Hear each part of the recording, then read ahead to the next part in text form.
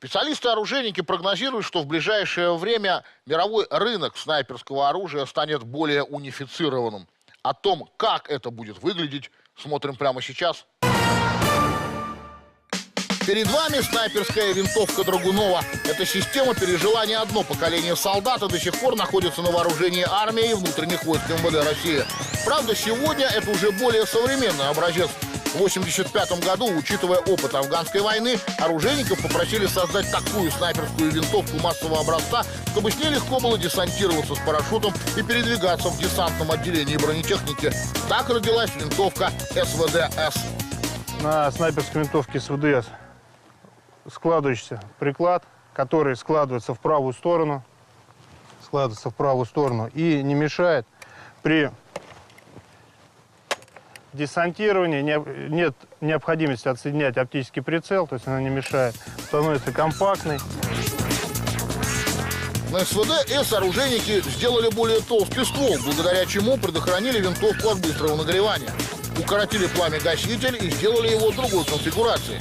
Усилены стенки ствольной коробки, что делает оружие более надежным при стрельбе. В остальном это все та же старая добрая СВД. Тот же боеприпас, та же дальность.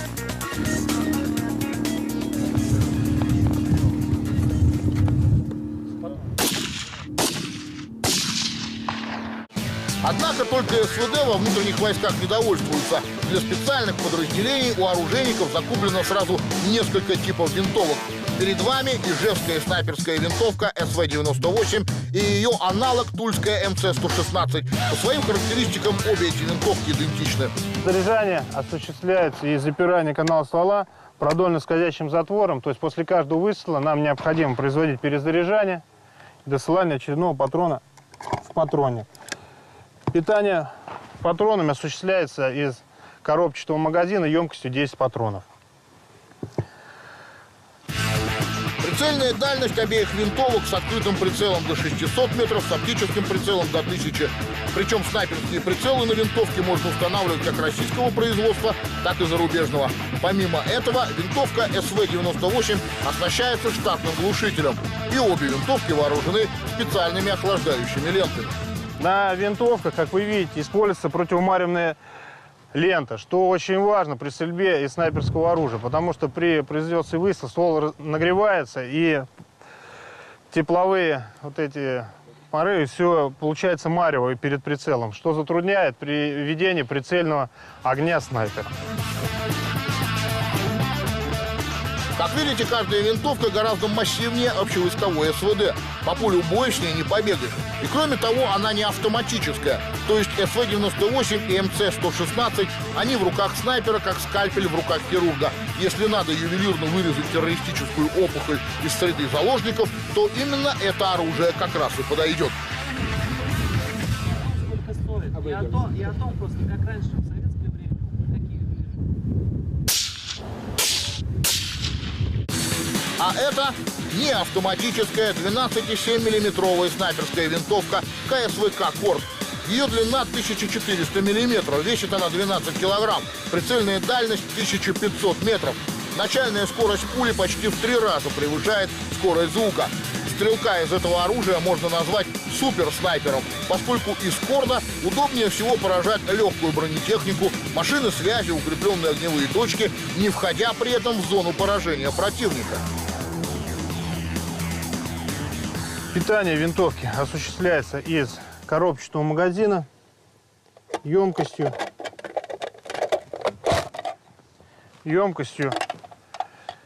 5 патронов. Применяем боеприпас. Это 12,7 миллиметровый снайперский патрон повышенной мощности, индексу 7Н34. Также к винтовке могут применяться боеприпасы, которые входят в состав боевого комплекта, применяются на 12,7 миллиметровый пулемет и «Корт» с пулей бронебойно-зажигательной пули, с бронебойно-зажигательной трассирующей пулей. Кстати, несмотря на мощный дульный тормоз-компенсатор, у этой винтовки настолько мощная отдача, что лучше подбирать под нее стрелка массой за 100 килограммов. А сам стрелок должен прижимать приклад к плечу как можно плотнее, иначе отдачей может сломать ключицу. Отдача с винтовки сопоставима с ударом профессионального боксера в плечо.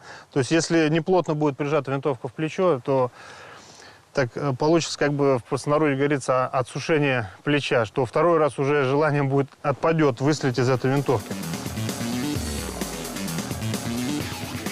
Сейчас мы испытаем пробивную способность винтовки «Корт». У машины мишени БРДМ открыт командирский люк. В походном положении за ним всегда находятся старшие машины. Сможет ли снайпер внутренних войск поразить его с расстояния в 200 метров? Ветер в другую сторону. Прям точно в центр.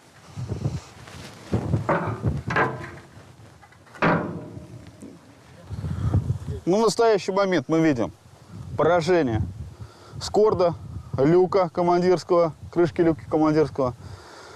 Задача выполнена. Вы видите способность данного боеприпаса поражать легкобронированные цели. И, естественно, что находится за ним. Если бы здесь находился, например, артнаводчик, командир, либо корректировщик артиллерийского огня противника, который сидел бы сверху на броне, прикрываясь данным люком, то от автоматных пуль 7,62, может быть, он бы и спасся, то от данного вида оружия был бы поражен на всех 100%. Теперь таким же простым боеприпасом снайперу внутренних войск из дивизии «Адон» необходимо поразить вражеского стрелка, притаившегося за кирпичной кладкой. Винтовке «Корт» нужно не только пробить преграду, но и вывести из строя противника.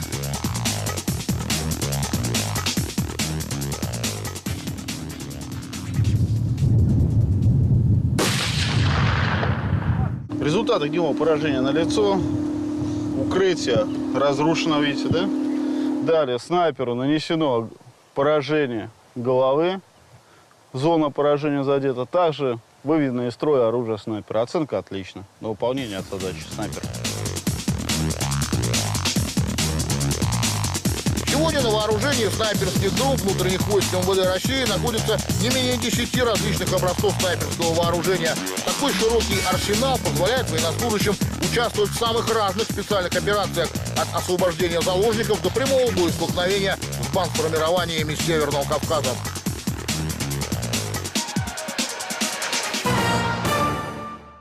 Конечно, стать отличным снайпером дано далеко не каждому. Более того, пока пройдет период обучения солдата и отсеются все случайные люди, государство к тому моменту потратит впустую миллионы рублей. Человеческий фактор, никуда не денешься. Кроме того, сегодня на вооружении состоит множество модификаций снайперских винтовок. Это также выходит слишком дороговато. Поэтому современные оружейники все больше склоняются к унифицированному оружию. А еще лучше, говорят они, если унифицированным оружием оснастить боевых роботов. Вот уж кто точно не промахнется. Человек или машина? Об этом я хочу поговорить с нашим экспертом. Знакомьтесь, у нас в студии Добрынин Дмитрий, руководитель лаборатории робототехники Росноу. Здравствуйте. У меня, соответственно, вопрос к Дмитрию после просмотра этого сюжета. А вообще нужна нам такая унификация оружия, когда можно, ну, собственно, любой человек может прийти в магазин, да, и собрать, я не знаю, там, пулемет, гранатомет, там, что хочешь вообще. Не грозит ли это, собственно говоря, вообще людям? Ну, вообще-то, столетний с лишним уже опыт Америки показывает, что ничего страшного в этом нет. Просто одно дело, когда вы покупаете 20 ружей с разными параметрами, да? А другое дело, когда покупаете одно ружье со сменными насадками под разные цели. Вопрос только в этом, и все. Потому что почему в мире столько видов разного оружия?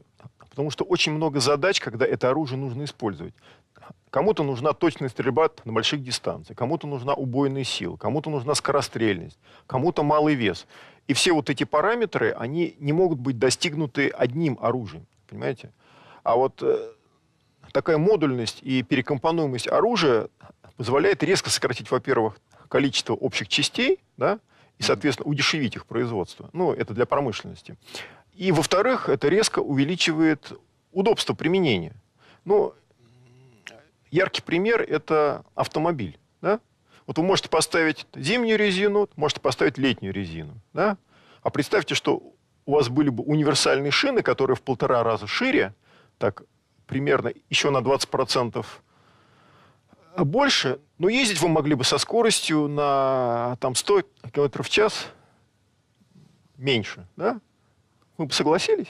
Ну, наверное, нет. Да? Вы же хотите получить от изделия какую-то определенную функциональность. Ну да. Да. Вот то же самое и с оружием. И этот процесс вполне нормальный, он протекает в технике достаточно давно, практически с самого зарождения техники.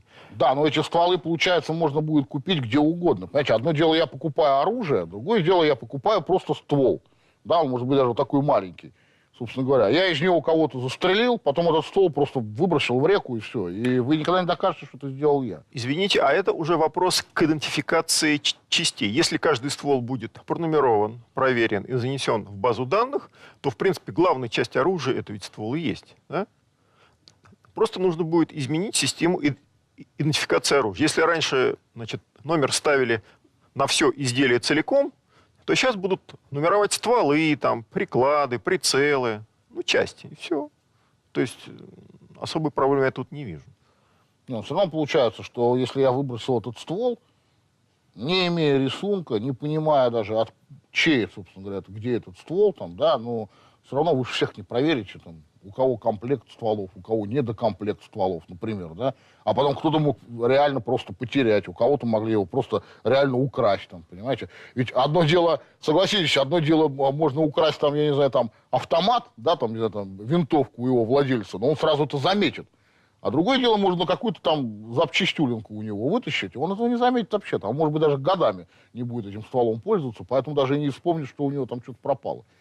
Тем не менее, из этого ствола уже могут натворить там бед. Там всего надо-то что. Ну, я вам говорю, что модульность оружия, то есть то, что можно разобрать, собственно говоря, и, там, да, и собрать там где-то там. Я думаю, что это просто вопрос к уровню ответственности владельца. Если раньше он следил за крупными объектами, то есть за всем оружием целиком, то в данном случае им придется следить и за стволами. Никуда не денешься. Хорошо, а вернемся давайте к нашим вот роботам, мне очень интересно. Если мы делаем роботизированные системы, да, оружейные именно роботизированные системы, мы будем вынуждены пойти по пути именно вот этой унификации. То есть, да, чтобы обязательно, да, робот, да, соответственно, да, мог ремонтировать, мог сам себя, например, собирать там, да, там, скажем так, из запчастей убитых товарищей. Ну, да, до этого пока не доходит. Боя. Ну, да, так, к примеру, я говорю, это следующий логичный шаг, правильно? Если у него повреждено оружие, он должен это оружие, найти, да, и, соответственно, себя вооружить. Угу. Вот. Это уже предполагает определенный элемент интеллектуально высокого интеллекта. Угу.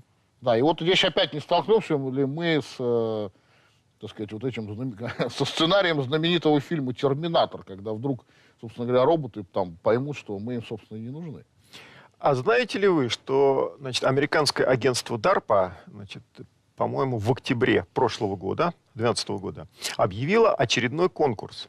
Значит, нужно создать двуногий автомат, который способен автономно в неизвестной обстановке, значит, выполнить задачу, а именно, значит, найти, значит, людей или противников, да, значит, вынести раненых с поля боя и так далее. Значит, по-моему, вчера видел сообщение, они уже тестируют эти системы в виртуальном симуляторе. Через полгода они будут проводить это уже в полном объеме в железном. То есть речь идет о том, что сегодня американцы активно разрабатывают универсального механического солдата, который может пользоваться стандартным вооружением, которое использует человек. Зачем? Именно вот для этих целей. Оружие потерял, взял у противника, так как руки такие же, прицеливание такое же, просто в руки взял и пошел дальше стрелять. Все к этому, собственно, идет. Да. И боюсь, что идет даже быстрее, чем планировали наши писатели-фантасты. Да, ну и чем это для нас, собственно говоря, обернется? А для нас это обернется изменением мира, в котором мы живем. То есть появится еще одна сила робота, с которой придется считаться. Нет, ну это опять все равно, Дмитрий, пардон, но это общие слова, там, изменится мир, тра-та-та. Мы же все прекрасно понимаем, что наличие у кого-то пистолета, да, делает его, а у других этого пистолета нет, да, делает его более, скажем так, свободным, да, там, да, по более отношению сильным, к остальным людям. Да, там. да. То есть, так вот, с этой точки зрения, чем для нас это обернется? Ну, либо придется разоружать роботов, либо придется доводить людей до уровня силы роботов. Вариантов всего два. Да. То есть, либо полный мир во всем мире, без оружия и без роботов, военных, да? Ну, чего, естественно, не будет. Мы с вами отлично это понимаем. Либо люди придумывают технологии, которые усиливают возможности людей и позволяет им эффективно бороться с такими роботами. А по отношению, например, к противнику это не будет ли соблазном немножко поменять карту мира, там, я не знаю, там, границы, там, по-новому расчертить? Вы же знаете, что у войны правил нет. Поэтому все заверения ООН о том, что мы запретим боевые роботы, на самом деле это попытка американцев, которые финансируют это ООН на 36%, по-моему, да, просто заставить другие страны уменьшить скорость разработок в этом направлении, чтобы вырваться вперед. По-моему, так. Ну вот следующая война, она будет именно какой? Война роботов? Она не следующая, она уже идет. Это война в Ираке, это война в Афганистане, это война на Ближнем Востоке, и, скорее всего, это будет война в Сирии. Это война роботов. Как ни грустно об этом говорить, но она уже такая. Ну, я не могу не задать такой вопрос касательно все-таки России. Да, потому что про американцев понятно, а вот Россия. Все-таки интеллектуальные системы, хотя бы наработки какие-то есть вот новые? Или, может быть, есть какие-то наработки, мы знаем, как противостоять, вот, собственно говоря, этим роботам? Там, я не знаю, там, прикинуться ветушью, не отсвечивать, там, я не знаю, там, кем там, одеть баранью шкуру, там, да, там, чтобы нас не... Ну, вот что-то есть такое? Но, скажем сразу, все не так плохо, да? То есть научные разработки есть, но, к сожалению, они находятся в самой первой стадии, это в стадии экспериментальных разработок.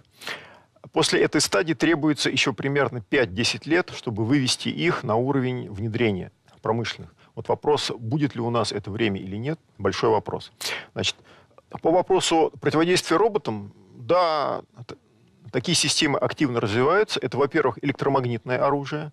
То есть робот — это что? Это механика плюс электроника. Значит, механику можно разрушить физическим воздействием, то есть пулями, взрывами. Это мы умеем. Да?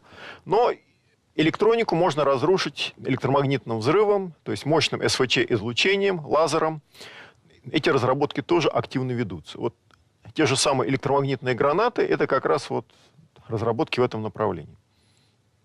А даже они есть у нас, да, электромагнитные гранаты? Насколько я знаю, да. Ну, это пока особо не афишируется, но по открытым источникам, интернетским в основном, такие разработки есть. Да.